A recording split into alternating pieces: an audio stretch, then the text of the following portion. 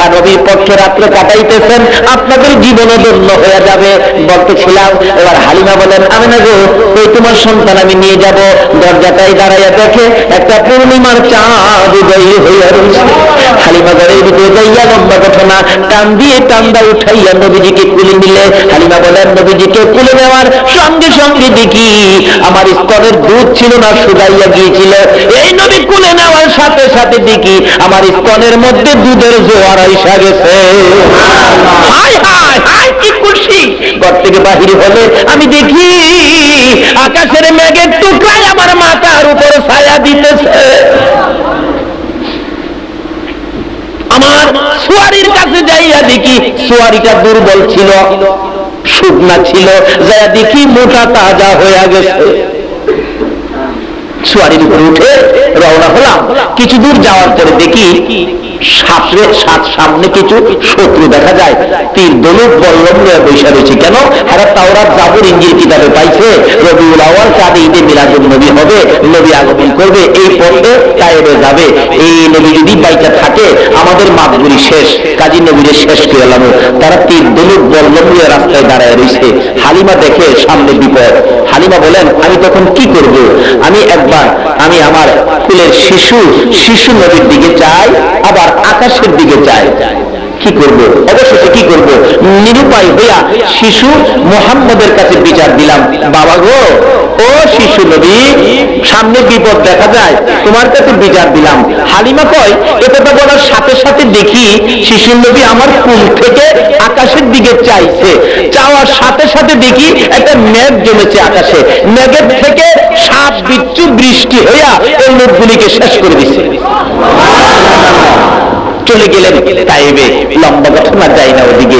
এই কাণ্ড কারখানা যে নবীকে দিয়ে করাইলেন, এই নবী রবিউল আউয়াল চাঁদে রহমতের ভান্ডার নিয়ে দুনিয়ায় আগমন করেছেন। আল্লাহ বলেন, নবীর আগমনে সবকটি রহমতের দরজা আমি খুলে দিয়েছি। বিপদ কি বিপদ? আব্দুল মুত্তালিব বলেন, আমার খানে কাবার মুতাওয়াল্লির দায়িত্ব তো আমি, এলাকায় বৃষ্টি হতো না, সকলে ধরছে খানে কাবার মুতাওয়াল্লি আপনি বললে বৃষ্টি হবে, বৃষ্টির জন্য আপনি কিছু করেন। আব্দুল মুত্তালিব কয়, রাখো রাখো, আমি না, বৃষ্টির জন্য একটা রাস্তা আছে। কি? একটা দৌড় দিয়ে রাখতেছে। আমি না, আমার নাতির আমার খুলে দাও তো। নাতি খুলে লেয়া খারিছে, তোরা খারাপ, আকাশের মালিক দেখ আমার কত সুন্দর নাতি, এই নাতির উসিলায় বৃষ্টি দে। এই কথা বলতে দেরি, রহমতের বৃষ্টি হইতে দেরি হলো না। এই নবীর কথা মানলে বলুন তো, এই নবীর পক্ষে থাকলে কোনো বিপদ আছে? আল্লাহ বলছে, অমাইয়ুতির রাসূলা ফাকাদ আতাল্লাহ। তোমরা আমার এই নবীর কথাগুলি মানো, আর কারো কথা নয়, আর কারো কথা নয়। এই নবীর কথা মানো। মানলে কি হবে? কবি বলেন, নবীর কথা মানবে যারা হবে জান্নাতি। কোন নবীর কথা মানবে যারা হবে জান্নাতি। না মানিয়া আবু জাহেল হইল দুজুকি। না মানিয়া আবু জাহেল। এই নবীর কথা মানলে জান্নাতি, না মানলে আবু বকর, না মানলে আবু জাহেল। আপনারা কি আবু বকর হবেন না আবু জাহেল হবেন? নবীর কথা মাইন্না না না মাইন্না? এই যে নবী বলছে, আসসালাতু মিরাজুল মুমিনিন। নবীর কথা, এই নবীর কথা মানার জন্য আল্লাহ বলছে। তাহলে বলছে, নামাজ দিয়ে মাওলার সাথে একটা যোগাযোগ কি না থাকে, যোগাযোগ করো মাওলার সাথে, নামাজ দিয়ে যোগাযোগ করো। নবীর কথা। তাহলে নামাজ পড়তে হবে কিনা? নাকি নবীর আশেক হলে নামাজ লাগে না? নাকি সুন্নি জামাত করলে নামাজ লাগে না?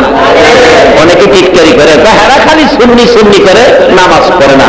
কাজী সুন্নতের উপরে এই কলঙ্ক যাতে না দিতে পারে, আমরা যারা সুন্নি নামাজ আমরা পড়ব। রাজি আছেন না? আল্লাহ কবুল করো, সকলে বলুন আমিন। 2 নাম্বার কথা, নবীর কথা মানতেন কইছে। আল্লাহরে খুশি করলে তো চিন্তা নাই, জান্নাত পাইবেন। জান্নাতটা কই? আল্লাহ কইছে আমার নবীরে জিগাও।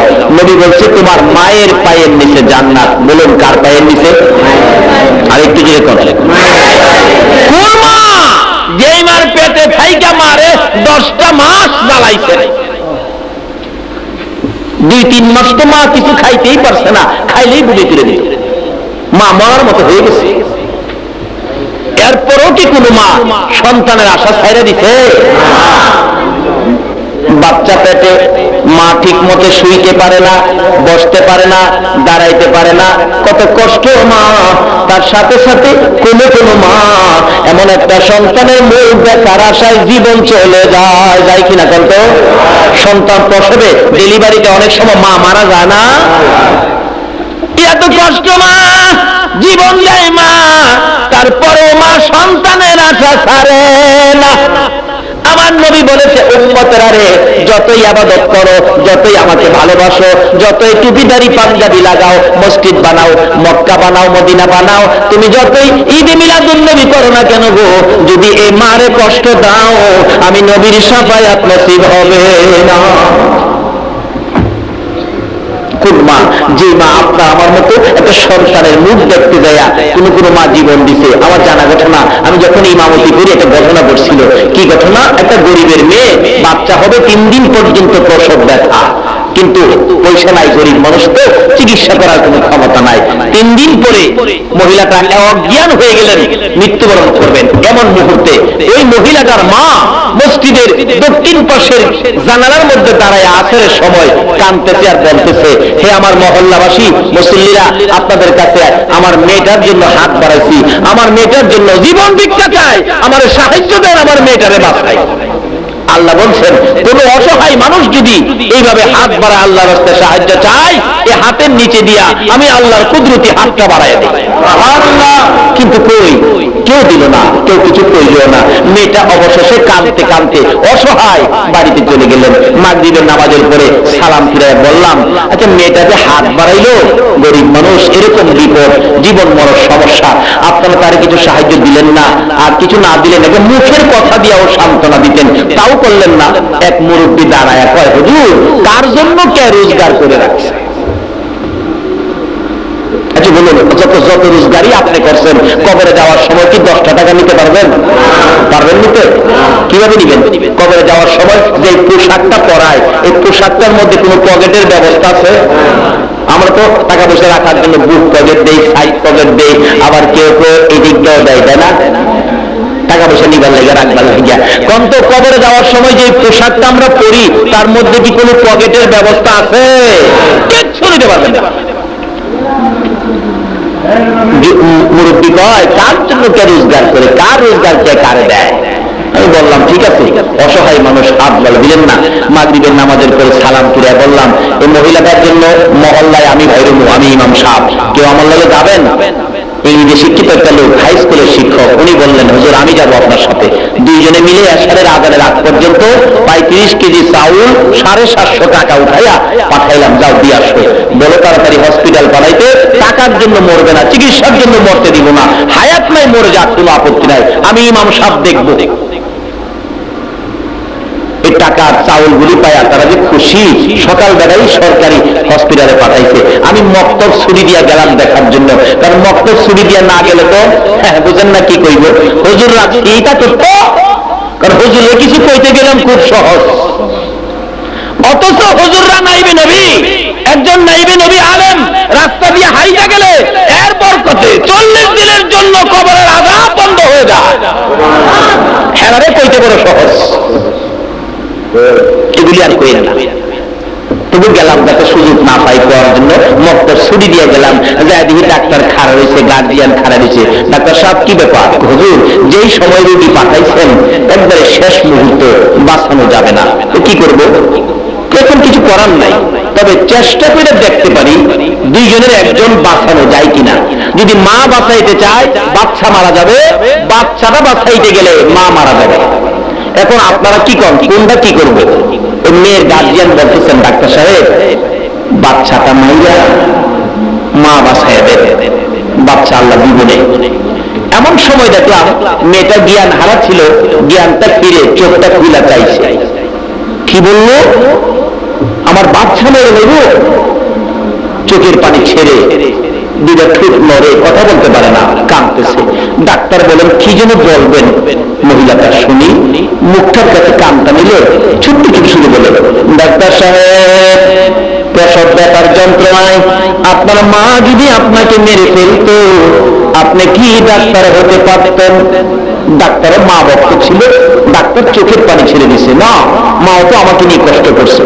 ডাক্তার গো, তোমার মায়ের মতো আমি 10টা মাস কষ্ট করেছি। ডাক্তার, তোমার 2টা পায়ে ধরি, 2জনের একজন যদি মারতে হয় আমার সন্তান মাইরো না, আমি মার জীবন শেষ করে দাও। আমার নবী বলেন, উম্মতেরা রে, নামাজ পড়তে পারো, রোজা রাখতে পারো, হজ করতে পারো, মুফতি হতে পারো, মুহাদ্দিস হতে পারো, মুফাসসির হতে পারো, মক্কা মদিনার ইমাম হতে পারো গো, এই মায়ের কলিজায় যদি আঘাত দাও আমার আল্লাহর জান্নাতে তোমার জায়গা হবে না। আল্লাহ বলছে নবীর কথা মানতেন। নবী কি বলতেছে? তোমরা মা বাবার খেদমত করো, মার পায়ে তোমার জান্নাত। দুঃখিনী মা কাঁদতেছে, ডাক্তার বলেন ঠিক আছে চেষ্টা করে দেখি 2জন বাঁচানো যায় কিনা। দরজা বন্ধ করে চিকিৎসা শুরু হলো। একটু পরে শোনা যায় রুমের ভিতরে ওয়া ওয়া করে কাঁদে। আমরা খুশি বাচ্চা হয়েছে, কিন্তু বাচ্চা হলো ঠিক ছেলে হয়েছে।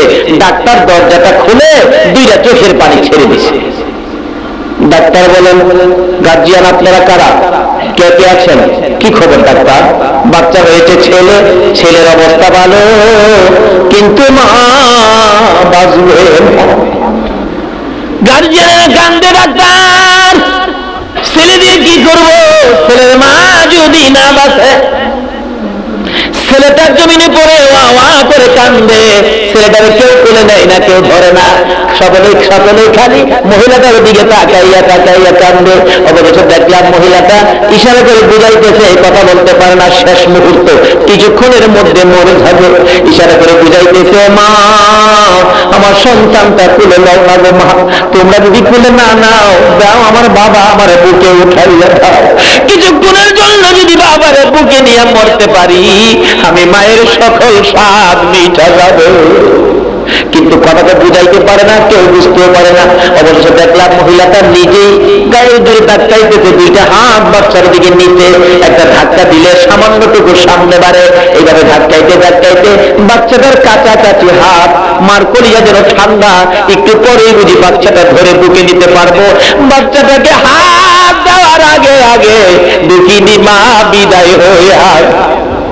আমার নবী বলেন, উম্মতেরা রে, এই মারে জীবনে কষ্ট দিও না, এই মারে যদি কষ্ট দাও গো আমি নবীর শাফায়াত নসিব হবে না। আমার আল্লাহ বলেছে নবীর কথা মানো, নবী বলেছে এই মায়ের পায়ের নিচে জান্নাত। বাবারা ভাইয়েরা, যে কথাগুলো বললাম শুনলেই লাভ নয়, কথাগুলো কাজে লাগাইলে লাভ হবে। আসুন রবিউল আউয়ালের বরকতের জন্য নবীর কথাগুলি মানি, এই কথাগুলো কাজে লাগাই। আল্লাহ আমাদেরকে সেই তৌফিক, সেই বুঝ দান করুন। সকলে বলুন আমিন। আর সামনে বাড়ি না, ক্লান্ত হয়ে গেছি, রাত্রে অনেক, এই প্রত্যেক রাত্রে এভাবে অবমত থাকতে হয়, দিনের বেলা জার্নি করতে হয়। যাই হোক, আপনারা কষ্ট করে বসে আছেন, আল্লাহ আমাকেও আলোচনা এতক্ষণ করার তৌফিক দিয়েছেন। নিশ্চয়ই নবীর আগমনের বরকত আমরা পাবো। একটু দুরূদ সালাম মদিনা পাঠায়া আসুন দোয়া করি। ইয়া নবী সালাম আলাইকা, রাসূল সালাম আলাইকা, ইয়া হাবিব সালাম আলাইকা, সালাওয়াতুল্লাহ আলাইকা।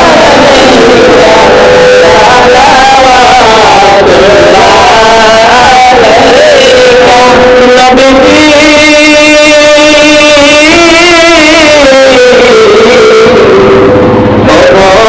দয়াল নবীজি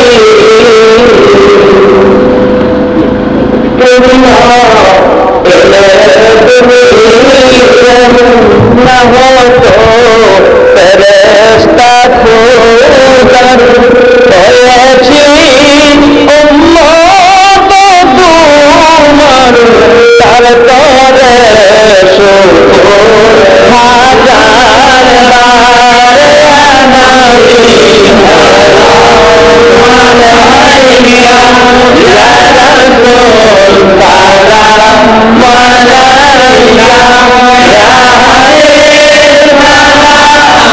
ইয়া হাবিব সালাম আলাইকা, সালাম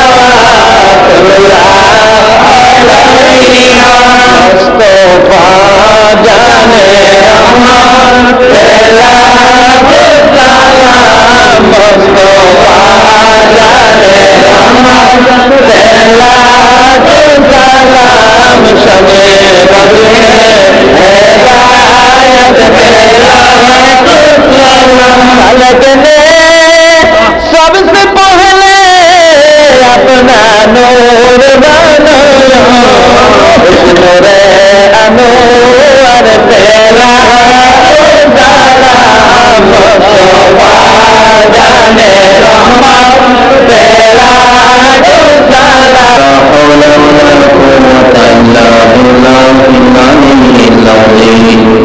أستغفر الله ربي من كل ذنب وأتوب إليه لا حول ولا قوة إلا بالله العلي العظيم।